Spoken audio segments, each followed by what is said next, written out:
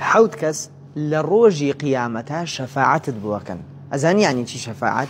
یعنی داواکەن لە خوای پەروەردگار خوای گەورە لێت ببورێ و بتخاتە بەهەشت. یەکەمیان پێغەمبەران عەلەیهیمو السەڵات وەسەلام، لە پێش هەمویان پێغەمبەرمان صلی الله علیه وسلم دەست ئەکا بە شەفاعەت، داواکە لە خوای پەروەردگار حساب و کتاب دەست پێکە، لە دوایەوە شەفاعەتەکات خەڵک بڕواتە بەهەشت، لە دوایەوە شەفاعەتەکات لە ئومەتەکەی خوای پەروەردگار بێ حساب و کتاب کۆمەڵانیان خاتە بەهەشت. دوای ئەوە سێ چن لە چنی مبارەکی خوای پەروەردگار لە ئومەتی محەممەد صلی الله علیه وسلم بەبێ حساب و کتاب ئەخرێنە بەهەشت. دوای شەفاعەتەکە بۆ ئەوانەی کە شایستەی ئەهلی دۆزەخن، ئەفەرمێ بڕۆ هەر کەسێ بەقەد مسقالە زەڕەیەک ئیمان لە دڵی ماوە لە ئاگری جەهەنەم دەری بێنە بۆ بەهەشت. جا پێغەمبەرمان صلی الله علیه وسلم شەفاعەتەکە بۆ دوور و نزیک. ئایا ئەم شەفاعەتەی پێغەمبەرمان صلی الله علیه وسلم بۆ خۆت مسوەگەر کردووە؟ ئەزانین چۆن مسوەگەرەوێ؟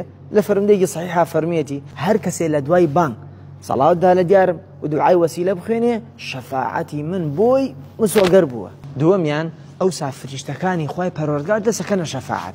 سێمیان پاشان شەهیدەکان، کەسی شەهید بە ئازارەوە گەڕاوەتەوە بە لای خوای پەروەردگار، بۆیە مەنزیلەتی لای خوای پەروەردگار فرەفرە بەرزە، بۆیە شەفاعەتەکەن شەفاعەتیان بە ئیزنی الله سبحانه وتعالى قبولەوێ. رسول الله صلى الله عليه وسلم فەرمێت ڕوخسەت دراوە بە کەسی شەهید هەفتا کەس لە کەسە نزیکەکانی شەفاعەتیان بۆ بکە و لەگەڵ خۆیان بیان خاتە بەهەشت. چوارەمیان پاشان شەفاعەتی منداڵی کۆچکرد و دەست پێکە.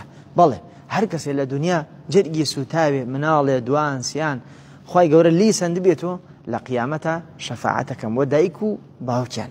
هەروەها مژدە بێ لەو کەسانەی لە دنیایە کەسانی چاکیان کردووە بە هاوڕێی خۆیان، دۆستایەتیان لەگەڵ پیاوچاکانە کردووە، لە ڕۆژی قیامەتە ئەوانیش شەفاعەتیان بووەکەن. خوای گەورە لە زاری مجریم و تاوانباران لە ڕۆژی قیامەتە فەرمێ فما لنا من شافعین ولا صديق حمیم. کوورە خۆیەمە لێرە کەسێکیشمانە و شەفاعەتمان بۆ بکە، هاوڕێیەکی چاکیشمانە و دڵمان پێی خۆش وێ. شەشەم و حەوتەم و کۆتایی کردەوە چاکەکانت و بە تایبەتر لە نێو کردەوە چاکەکان قورئان و ڕۆژوو تکات بووەکەن لای خوای پەروەردگار.